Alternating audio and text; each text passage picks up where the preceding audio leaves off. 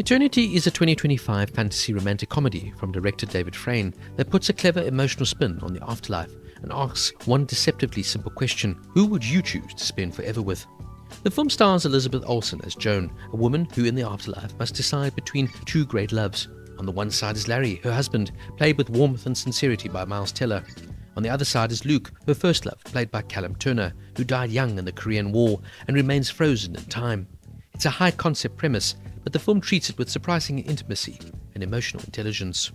Visually, Eternity is a joy to watch. The production design is bright and playful, and the colourful, sparkling cinematography gives the afterlife a warm, inviting feel rather than something cold or abstract. It's light on its feet, funny when it needs to be, but also willing to slow down and reflect. Elizabeth Olsen is excellent here. She brings a real depth to Joan, a character torn between the ideals and reality. Olsen continues to shine in these slightly offbeat, quirky roles, and she shows her range by balancing humour, grief, and introspection. She has strong chemistry with both leads, though it's her dynamic with Miles Teller that really anchors the film. Teller is incredibly likeable here as Larry. He plays him as a grounded, reliable man, not overly romantic, but deeply devoted. The relationship feels lived in, like a real marriage that survived highs and lows. It's here where the film becomes more interesting, exploring the idea that real love isn't always glamorous, but built on friendship, patience, and understanding.